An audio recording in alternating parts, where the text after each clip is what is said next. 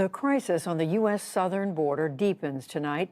Thousands of Haitian migrants who descended on the town of Del Rio, Texas, are now being deported. Thousands remain encamped under a bridge in dire conditions. And most of those sent home return to a chaotic Haiti, reeling from one disaster after another. There are also major developments in Congress touching on the fate of U.S. immigration policy more broadly. Yamiche Alcindor begins with the situation in Del Rio. Today in Del Rio, Texas, Homeland Security Secretary Alejandro Mayorkas saw firsthand the tense situation there. He pledged to continue immigration enforcement while also dealing with the migrants' humanitarian needs. It is extraordinarily challenging. As I said at the outset, it is very, very heartbreaking. We are surging resources not only to ensure the security of this area, the security of the community, but also the well-being of the migrants themselves. In recent days, the crowd of migrants in the Texas border town swelled to more than 14,000. They sheltered under and near this Del Rio bridge. They had been waiting to be processed, but in squalid and sweltering conditions, and with food and supplies constantly running short. There is not enough food to give to everybody who is inside there. We need to get out of the camp to look for food. Many of them are migrants from Haiti who fear returning there right now, both in the wake of the earthquake this summer that jolted the country and in the aftermath of the assassination of Haiti's president. Over the weekend, U.S. authorities stepped up their efforts to slow the flow of migrants to that part of the border. Agents on horseback with rope in hand aggressively confronted some migrants who were trying to make their way to the encampment. Photos and videos of the scene, as well as the mass deportations, have led to intense backlash. The White House press secretary called the images horrific. Is it the president's stance or the White House's stance that whoever these border agents are using what seems to be whips on migrants, that they would be fired or at least never be able to do that again? Of course they should never be able to do it again. I don't know what the circumstances would be. It's obviously horrific, the footage. I don't have any more information on it, so let me venture to do that, and we'll see if there's more to convey. The U.S. has started deporting many of the migrants back to Haiti and other countries en masse. On Sunday, more than 300 deported migrants landed in the Haitian capital of Port-au-Prince. I left Haiti to go find a better future because here in Haiti, all of us young people, despite finishing our studies, cannot get any work. We are on the streets with nothing. That is why there are many youngsters on the street. There are many criminals. It is because the authorities do not think about us. Today, back in Del Rio, a DHS official said that the encampment there has started to shrink. Mayorkas added that the agency is still working to ramp up deportation flights. And we turn now to Yamiche at the White House, and Lisa Desjardins is here with me in the studio. So Yamiche, to you first. You have been covering this crisis in Haiti. You've also been talking to human rights activists on the ground there in Texas. What are they telling you and about all of this, and how is the White House reacting?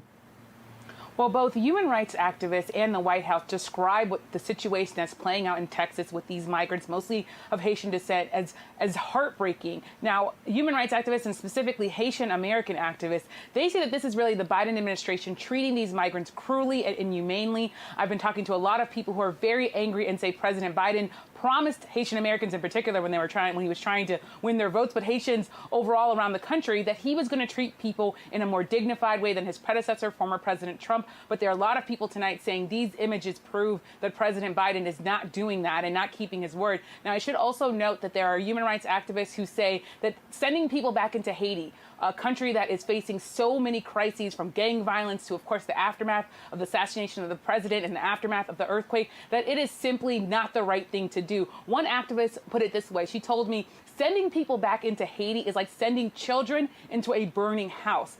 That said, the Haitian government officially is saying we can take these folks, but the head of the Haitian National Migration Office, he said that he would like to see a pause in these deportations if possible.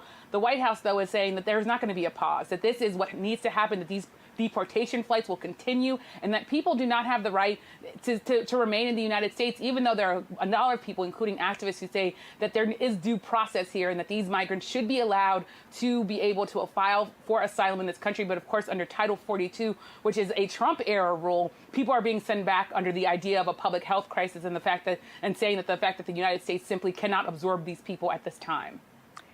And meanwhile, as all this is going on, Lisa, you've been reporting on this development on Capitol Hill that could affect millions of undocumented immigrants who came to this country as children. Remind us of what happened. Everyone following the Dreamers situation, those who are here on temporary protected status, millions and millions of immigrants, a major decision in the last day.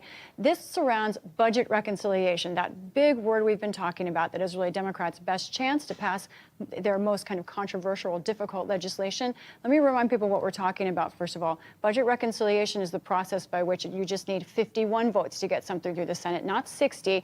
Democrats would like to use that to include immigration because they don't have 60 votes for immigration reform, but they may get 51. Now, it has to have a budgetary effect is the thing. Okay, so who decides whether any piece of legislation has enough of a budgetary effect?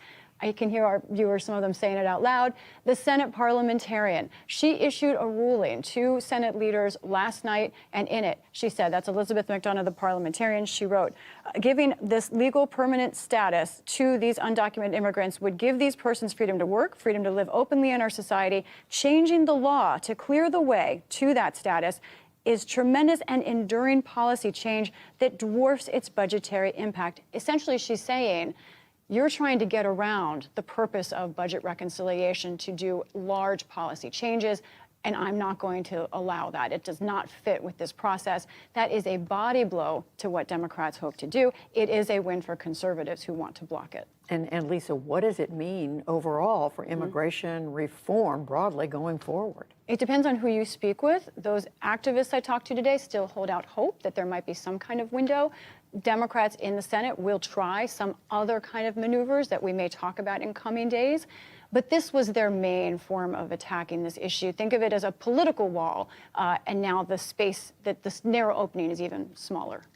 So back to you, Yamiche, you now not only have this crisis on the border, you have what's gone on at the Capitol. How is the White House looking at all of this? Well, the White House says that President Biden is still very much dedicated to having a sort of humane and fixed immigration process, and that the officials told me today he inherited this broken immigration system and wants to see it fixed. That being said, the White House officials, a number of them today, said that they were, quote, deeply disappointed at the Senate parliamentarians' ruling that this immigration, this path to citizenship, couldn't go into the reconciliation bill.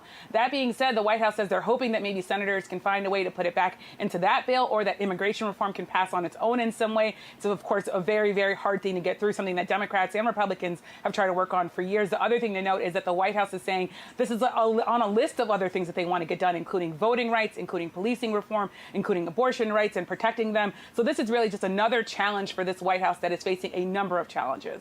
The challenges just pile up. Yamiche Alcindor at the White House, Lisa Desjardins here in the studio. Thank you both.